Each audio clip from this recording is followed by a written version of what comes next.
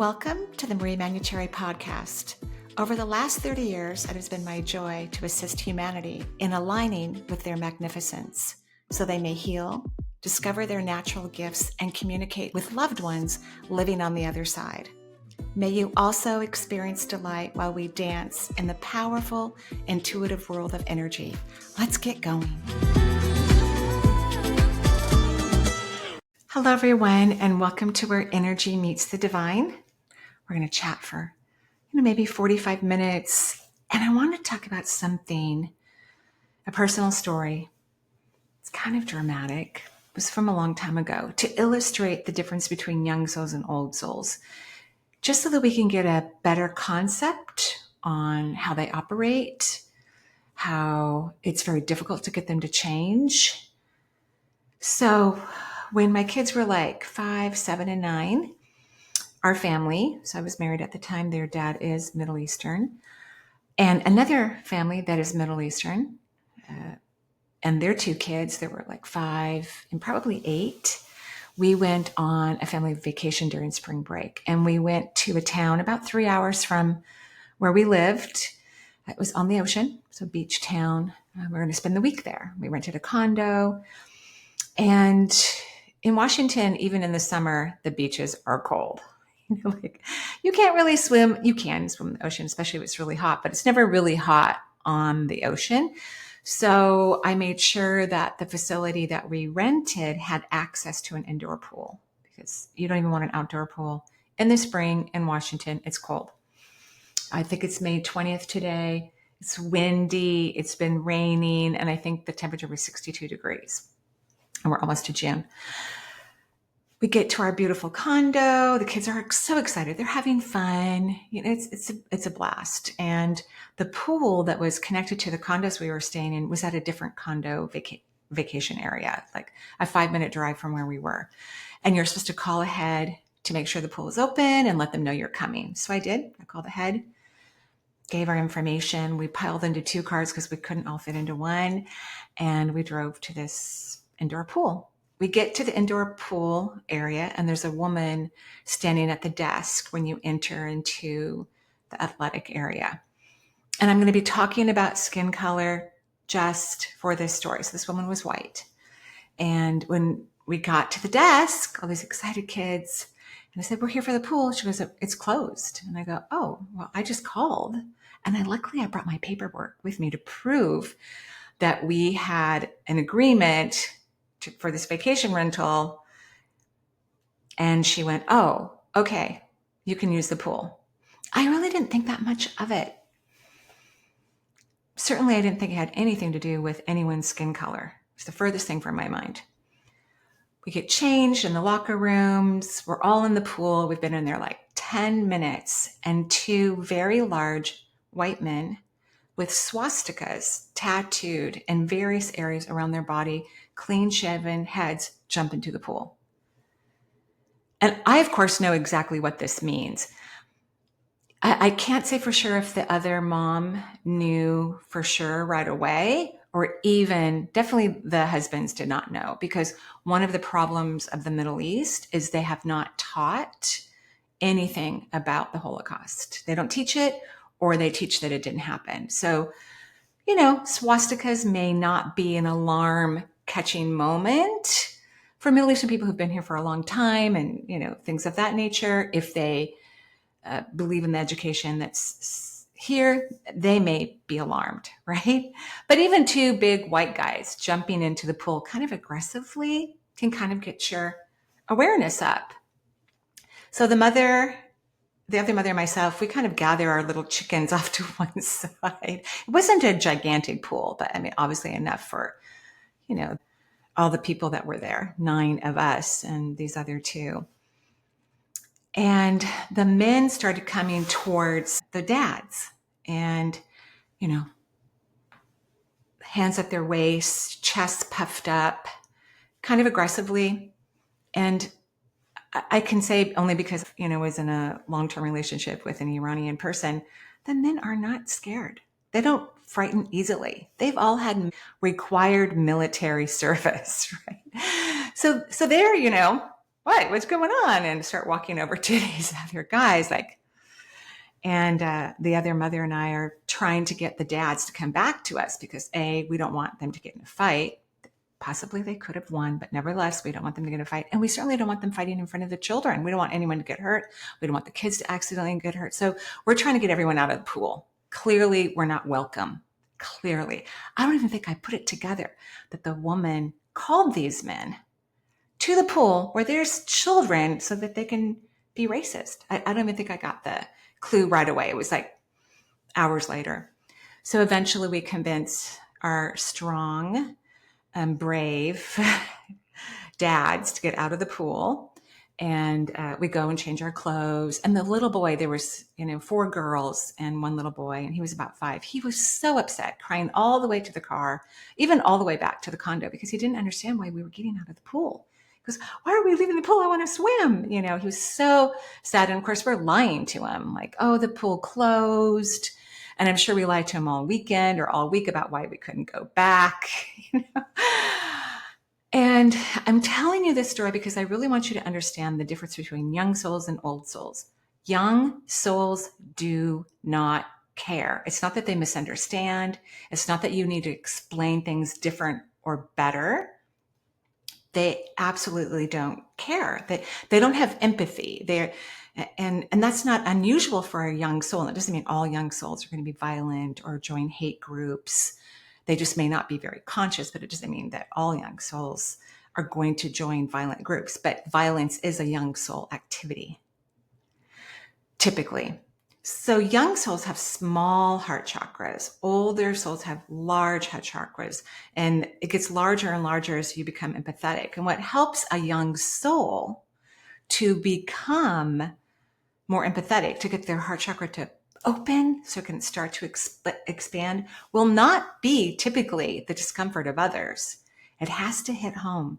It has to be very personal. It has to happen to them personally or someone they truly, truly love. And it isn't always their acquaintances or their friends or their family members that will get them into that space of blowing open their heart chakra. So you can see how Earth, with all of its traumatic things like wars and controversies and crime and famine, it's a perfect playground for younger souls to come because they could get an opportunity where something could open up their heart chakra. And that's what they want to do, whether they're conscious of it or not, just like older souls come to Earth to learn self-compassion. Even though it's something that they really don't want to have a lot of interest in, they know in order for themselves to evolve, they know from a soul perspective that they need to learn self-compassion. And when you come to a place where there's a lot of young souls who don't care, they are not confused, they don't care, then you are forced at some point in your conscious development to learn self-compassion. So for example, there could be a young soul that's a soldier fighting in a war created by man, right? And the soldier is in a dugout, and it's the soldier's buddy that the soldier's become incredibly close with and has depended on for their life, gets shot and killed right there in the dugout. That could help a young soul open their chest. Living in a part of the world that is being, devastated by war could certainly help a younger soul if their family members or themselves are affected, or maybe their whole entire block, like the fires that were in LA, in the LA area. That's another opportunity where a younger soul could have empathy spring from their heart because maybe their home burnt down, maybe their entire block burnt down. And sometimes young souls don't know that they have an emotional connection to something, but they could have an emotional connection to a neighborhood or a city, a place that they've lived in for a long time and have visited many, many times. They might have childhood memories. Maybe their parents have always lived in the same house. So something like that could evoke a younger soul to expand their heart. So we have a lot of that going on Earth right now, a lot of it. And we want younger souls to start to open up their heart chakra, because once we get more people in, and it's already happening, by the way, once we get more people into compassion, and they don't have to be fully compassionate as an empath. Remember, that's going to take centuries of lifetimes many, many hundreds, maybe hundreds of thousands of lifetimes to become empathic.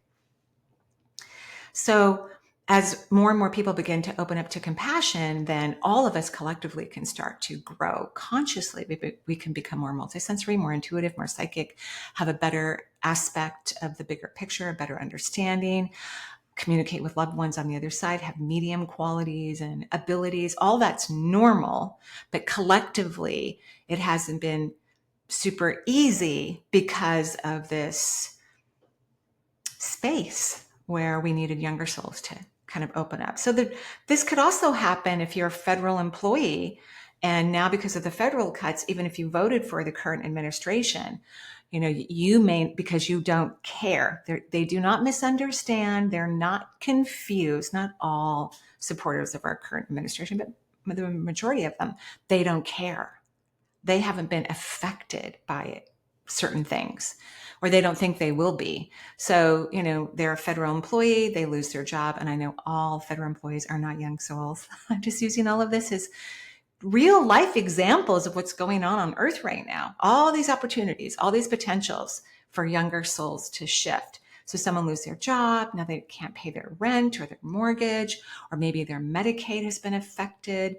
Or one of the things we'll notice probably more next year is that in a lot of our rural conservative areas of the United States where they don't have a lot of wealth in their state, the more progressive states have more wealth, and they feed into the tax system. And then those amounts, the tax monies, are allocated, to all the states, and the states that have the least amount of wealth get the most amount of federal funding. So now that supposedly the educational system is not going to be federally funded, or it will be much less, that could hit home to a younger soul. Like all of a sudden, maybe their teachers in their schools can't make enough money. And so they go to look for other jobs, and then there isn't enough classrooms, and their kids may not learn as much. In the more progressive states, like in my state, our state only uses 7% of federal funds for education for the entire state. And because we have more resources, it's something that we could figure out on our own. I'm sure it's still a lot of money at 7%. I'm sure it's still significant, but we have a lot more resources than the red states or the conservative states, the GOP, whatever we want to call them. So these are all opportunities that, interesting enough, the younger souls voted for. They voted for these opportunities. The more progressive individuals knew what they were what the younger souls were voted for, told them what they were voting for, but the younger souls don't care. So they can't understand. They cannot process the information. They don't understand what something means. It's unfair or unjust or heartbreaking until it actually personally affects them. So I guess I'm also saying this, so you can understand why this is a challenge, right? That we all signed up for. We're all here at the same time on Earth by choice. We chose to be here. We did. And second, don't waste a lot of time trying to explain these things to younger souls. Only if it brings you joy. If it brings you joy, excellent. That's wonderful. That's exciting. You're on path. You're meant to do that. It could be helpful. But unless someone learns how to care, they're not going to understand quickly. It will be difficult if ever they understand. Just like, so fascinating that this woman didn't care that a family with children could have been hurt, physically hurt, certainly scared. Again, I hope the kids weren't scared. We did everything we could to make sure that they weren't scared, that they weren't really aware, hopefully, of what was going on in the pool. Okay, so that's what I wanted to say about that, just to have an understanding of the difference between younger and old souls and why it's so hard to get young souls to be kind. Yeah, they just don't care. So now we're going to go ahead and go to the phone lines, and I'm going to answer some questions, which is very exciting. Oh, and I just wanted to put a shout out to this past weekend. I taught a 2.5-day Reiki workshop in Washington State. It was lovely. Thank you, Caitlin, my assistant, who took care of everything so that it just flowed. It was really beautiful and fun, and it was so nice to see people in person and give people hugs. It was joyful. So thank you.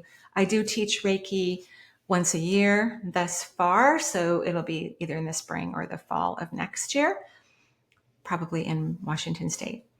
Okay, here we go. Hello, Marie. This is Eva from Pennsylvania. I'd like more clarity on how to feel joy for that area of your life that needs work. So, how can I get joyful about a marriage that has no physical intimacy, even after having multiple conversations about how important that part of our relationship is to me? At one point, I was told that he didn't need that from me, and then told that he didn't remember saying it. I feel a lot of responsibility about not being attractive to my husband, but this has been a Oh. problem even when I was fit and hot, but not so much anymore. Trying to get back to that.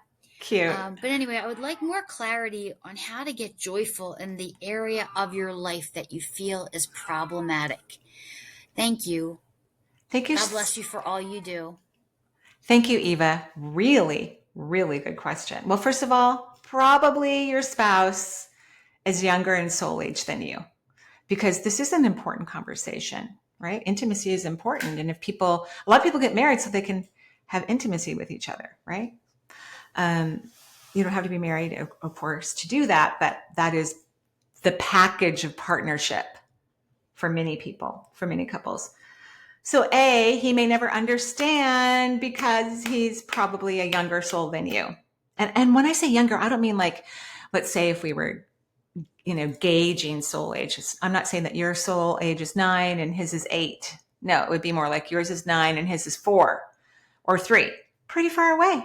It's kind of like a 9-year-old and a 3-year-old child could have some interaction together, but they really are in different paths in terms of the learning that's going on with them and their brain development's different, right? So they can't really, be consistent playmates because they have different things that they want to experience. But that doesn't mean we can't answer your question, of course. So when you're wanting to change your energy about something, you cannot think about the thing that you want to change that's really difficult to change. In other words, we're going to stay on the topic, but we're not going to be specific. So you need to get joyful about having incredible intimacy, not with your husband, because we don't know what the answer is to a lot of questions. Nobody does, right? The divine knows. This is part of surrendering and getting out of the way. And don't get in your head about, oh my God, I have to get a divorce. No, we just want to stay neutral. That's the emotional component of the heart chakra's neutrality. So in neutral feelings, you allow yourself to create emotions that you have fulfilling, beautiful intimacy. Not who it's with, not when, where, why. You got to get rid of all of the identifying factors and language and stick to holding that feeling for several minutes every single day, maybe 2 to 3 times a day. And then if it will be with your spouse, things will work out magically. If it's not going to be with your spouse, which if it's not going to be with your spouse, then it's in your best interest, I think. If something brings you joy, it's in your best interest, then we can allow that to happen. But you have to let go. You have to surrender. You have to stop trying to make things happen that your partner doesn't want to participate in, right? Can't make things happen if people don't want to participate. It's practically impossible, right? Right. It's kind of like all the leaders throughout Europe have been, and the United States, and I'm sure other leaders around the world have tried to get Putin to stop the war with Ukraine. He doesn't listen. He doesn't care. He's not interested. Now, he's a great prime example of a young soul, but nobody can get him to stop thus far. Yeah, nobody. Okay. All right, this is going to be interesting. And this is a really good opportunity for you to learn how to manifest consciously as you create the feeling that you want, not the circumstances. You can't create the circumstances because creation knows what's in your best interest and you want what's in your best interest. So like if someone's creating a new work, you don't think about who you're working for, who the boss is, or how much you get paid. You just have the feeling of having an incredible job that feeds your soul, that of course has wonderful resources, not the amount. Don't even get caught up in that because you might think of an amount that's less than what you could potentially create. So, and then you feel that emotion, the joy, the gratitude, the fun, several minutes, 2 to 3 times a day until it happens. Okay. Thank you. That was a good question. I liked it. Hi, Marie. My name's Victoria, and I'm from Canada. And I'm a huge fan of your show. And I'm just calling to have insight from you about my future career or business path. I've been staying at home for many years, and I'm very passionate about yoga. And I know your feelings on yoga because I've heard you speak about, how yoga teachers are quite underpaid and all of that kind of thing. And anyway, I recently felt guided to do a yoga teacher training. It came quite unexpectedly because I was adamant not to ever teach yoga. I just thought I shouldn't mix my passion with work. But anyway, this opportunity came along with a really good teacher. And so I kind of jumped on it. And even now, I'm kind of like, I guess I don't see myself as like, that is what I plan on being from now on, or, for the next many, many, many years, being a yoga teacher. But I think when I signed up for the course, ultimately my goal was to deepen my own practice. And, I am teaching yoga and I plan on teaching it in the future. But I guess in a roundabout way, I'm trying to get some clarity as to, I feel like this is a puzzle piece for me. And I guess what I'm feeling is some kind of energy oriented business to do with healing. And obviously, yoga in and of itself is a healing practice. But yeah, I guess I'm just wondering what you see. Like, do you see me having some kind of business that involves maybe teaching some yoga, but also doing other things energy wise? And if so, I'd love any information on that. I'm really trying to listen to the universe, and I do feel like I've opened up a lot with my ability to feel. I've been having a lot of what I think is Kundalini energy moving throughout my body. My body's constantly moving in figure eight patterns when I'm doing yoga or meditating.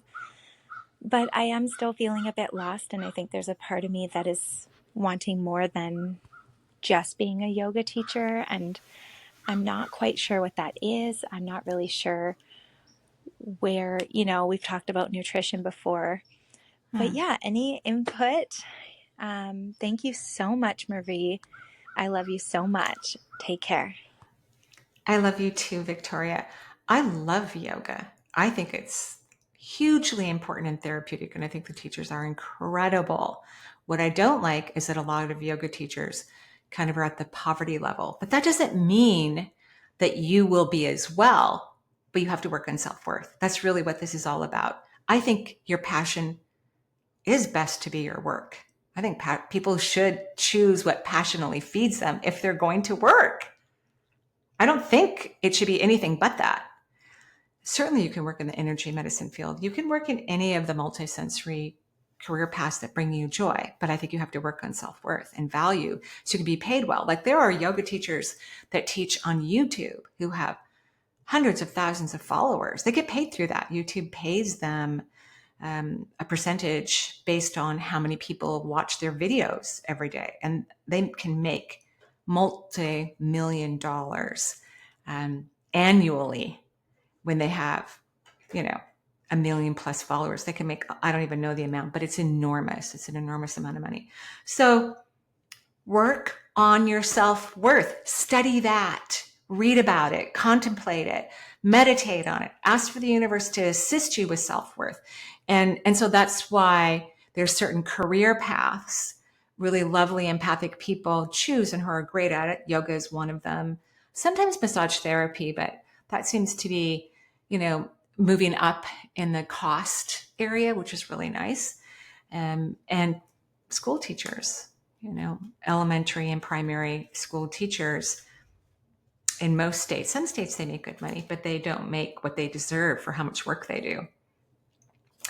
So those people need to work on their self-worth, because if everybody works on their self-worth, then yoga practitioners will make more money.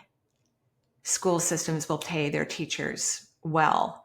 I think school teachers, I've always thought, should have free housing and, of course, a 6-figure salary, because they are raising our future leaders, healers, parents, engineers, CEOs, teachers. They're raising the future of humanity.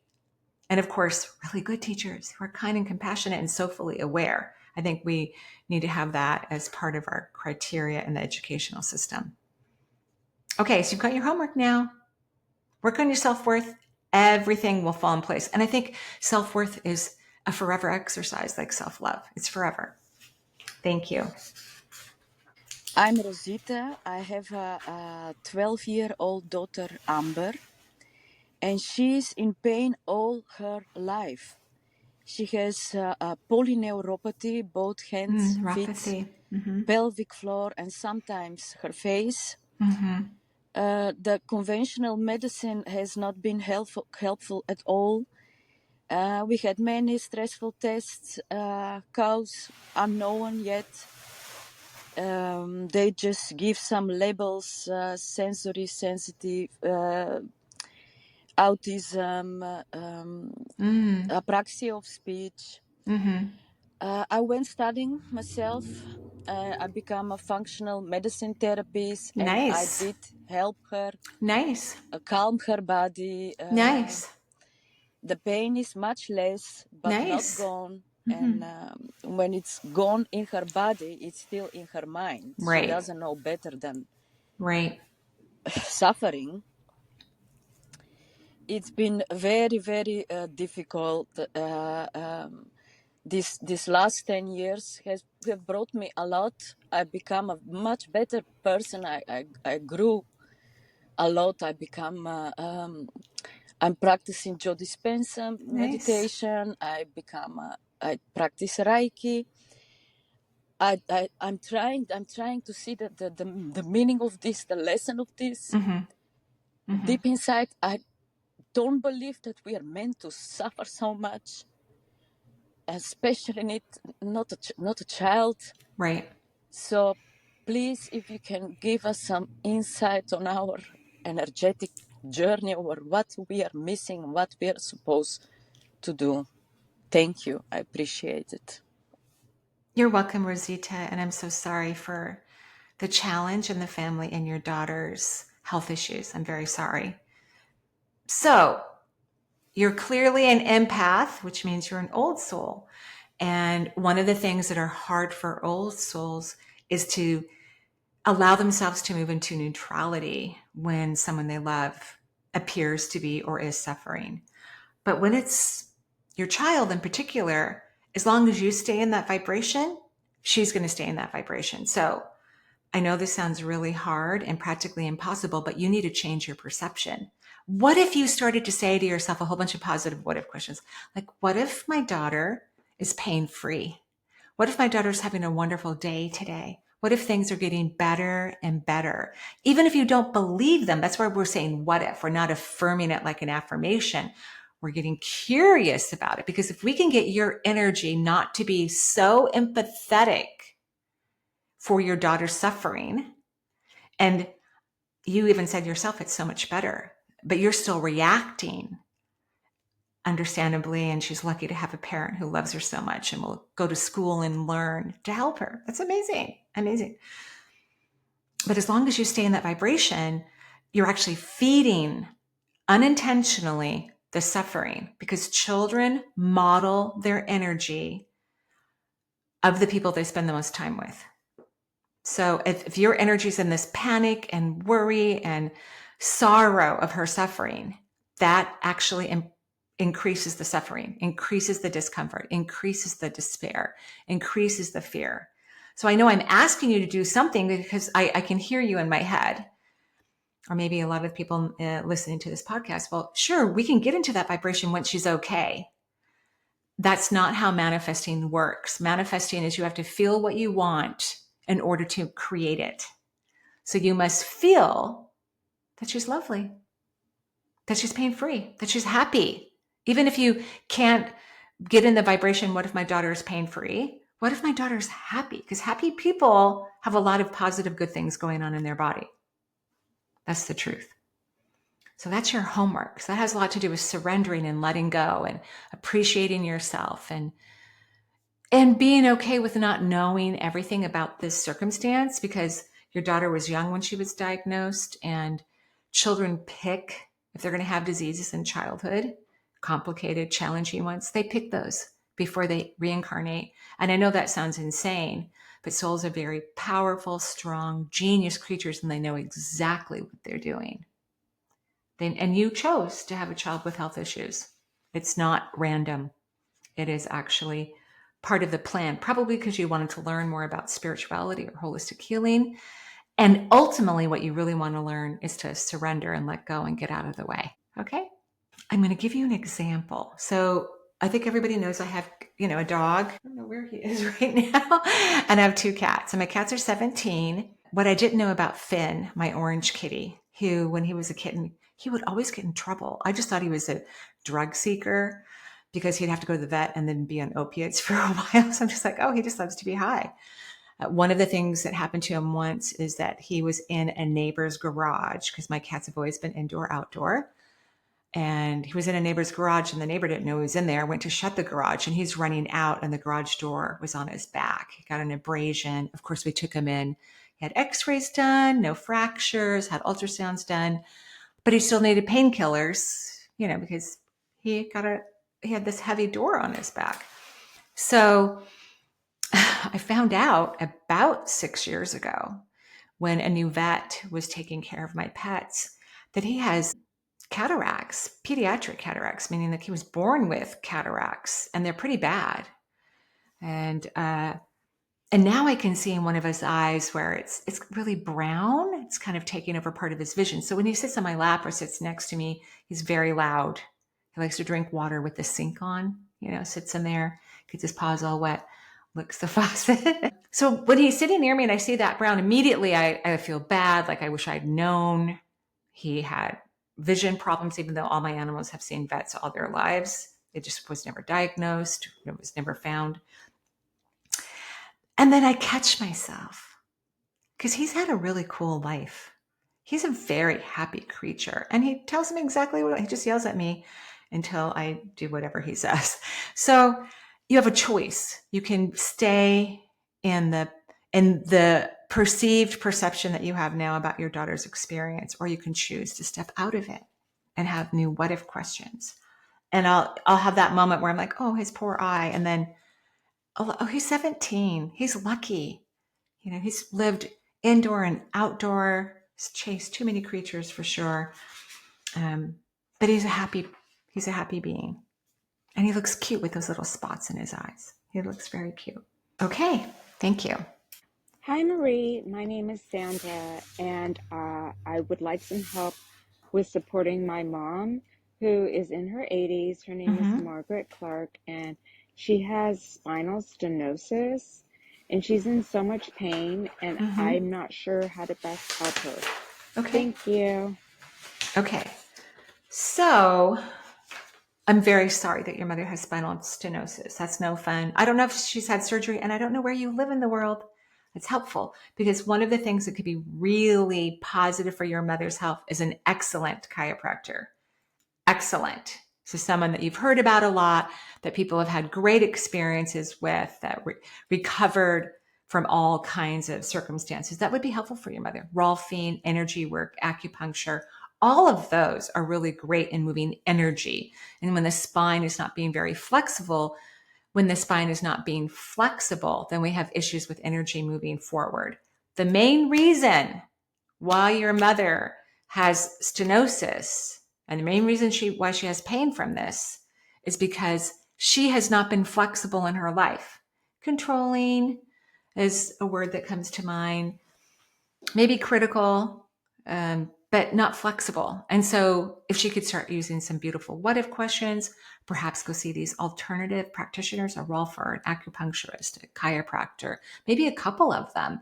And if, again, she's unwilling to be flexible, you're going to have to let go a little bit, because we cannot force people to do what's in their best interest. We can't.